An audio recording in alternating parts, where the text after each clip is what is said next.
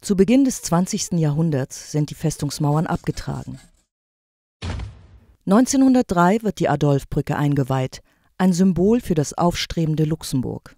Von den Festungsmauern befreit, kann sich die Stadt ausdehnen. 1912 wird Prinzessin Marie Adelheid Großherzogin. Sie ist erst 18 Jahre alt und schlecht auf ihr Amt vorbereitet, das sie dennoch voll auszuüben gedenkt. Wochenlang weigert sie sich, das Schulgesetz, das den Einfluss der Kirche auf den Grundschulunterricht einschränkt, zu unterschreiben. Sie löst eigenmächtig das Parlament auf und lehnt die Ernennung hoher Regierungsbeamter ab. Während 1914 in Luxemburg eine junge Frau in ihre Rolle als Großherzogin hineinwächst, wird in Sarajevo ein Erzherzog erschossen. Der Erste Weltkrieg bricht aus. Trotz der Neutralität, die 1867 von europäischen Großmächten garantiert wurde, wird das Land von deutschen Truppen besetzt. Regierung und Großherzogin, der man eine zu deutschfreundliche Haltung vorwirft, stehen an der Spitze eines besetzten Landes, in dem der politische Alltag weitergeht. Versorgungsprobleme führen zu Lebensmittelknappheit, unter der besonders die Zivilbevölkerung leidet. Das politische Bewusstsein der Industriearbeiter wächst und die Gewerkschaften gewinnen an Einfluss.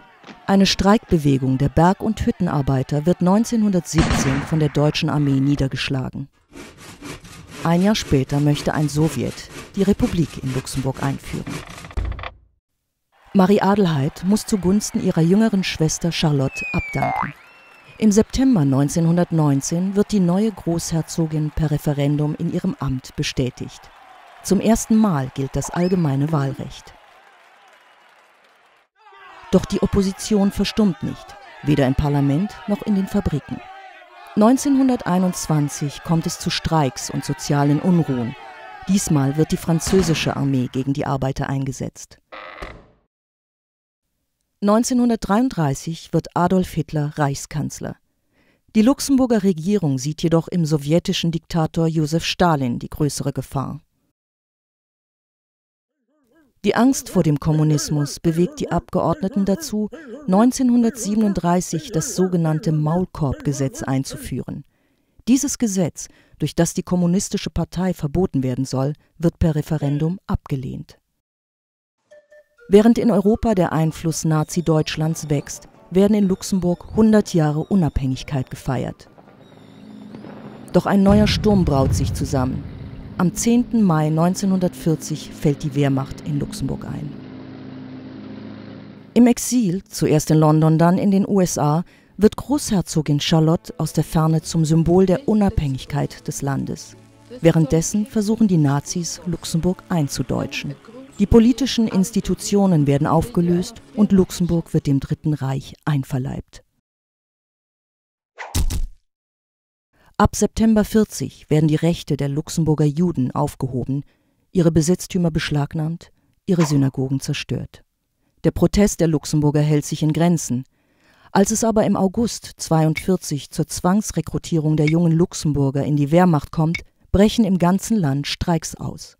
Während sich der Widerstand organisiert, profitieren manche Luxemburger von der Besatzung, um Karriere zu machen. Am 10. September 1944 wird Luxemburg von den Alliierten befreit, aber der Krieg ist noch nicht zu Ende. Im Winter 1944/45 wird der Norden des Landes durch die Rundstedt-Offensive schwer in Mitleidenschaft gezogen. Die beiden Weltkriege haben bewiesen, dass die Neutralität Luxemburgs eine Illusion ist. Das Land ist definitiv keine Insel, die von der Weltpolitik verschont bleibt. 1947 kommt es zur Gründung des Benelux. Manche sehen darin den ersten Schritt zu einem vereinten Europa, von der Wirtschaftsunion der Rom-Verträge von 1957 bis hin zum Schengen-Abkommen Mitte der 80er Jahre. 4 luxemburgische Premierminister spielen eine wichtige Rolle auf europäischem Plan.